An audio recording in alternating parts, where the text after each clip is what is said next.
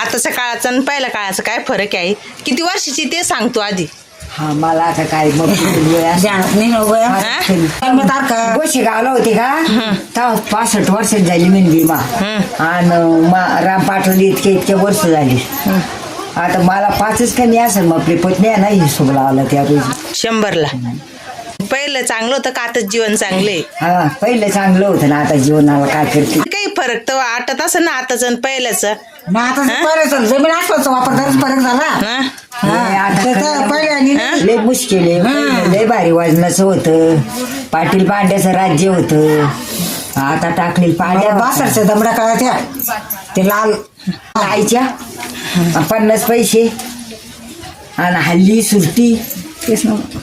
आता पैसा आहे का तसा नाही पैसा होत. आता लय निखरटे. मी पण आहे आता. मी पण आहे. पहिलं आपलं म्हणत होते चांगलं नाही खटलं म्हणत होते, आपली सून म्हणत होते, आपले लोक म्हणत होते ती.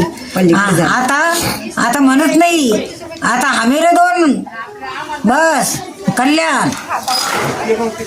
लग्न झालं तर बापाला माहित नव्हता माझा मुलगा कधी काय झाला. पण सासू सासऱ्याच्या मर्यादेने राहत होता ती माय बाप. पण आताचा जमाना कसा आला, ये माया मनाला मुलगी पाहतो, मला पटन तशी करतो, घरी आल्यावर आंधळी का होत नाही, मला घेणं नाही तिशी शिकता. मोबाईल पाहत नव्हता, मोबाईलवर पोरगी पसंत करीत नव्हता. पहिले मोबाईल नव्हतं फोन तू त्या काकाच्या मनावर त्याचे लग्न होईल रेडू असं होतं. पण पहिले मुलं कोणी राहत नाही असे बोलत होते का. पहिले इमानदारीचा जमाना राहिला नाही.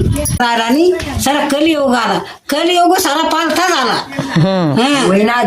पण कलियुगामध्ये पहिला माय बहिणीचा धर्म होता. लेकरा बाळा बिराणी बाई सांभाळीत होती. लग्नासारखी पोरगी आली तर लेकीला कळत नव्हतं काही बाशी कसं बोलावं कसं राहावं. माय बापा सोडून जात होते तर शेजारी बाई सांभाळ करीत होती. आता माय बापाचं पोरगी पळून जाते तर माय बापाचा सांभाळ करायला राजी नाही ती. कशा बरोबर आहे. कशा चालती अशी मुलगी ते पोटातच मेली तिची चालती. मुलगा हो का मुलगी हो त्याची किती आशा करतं.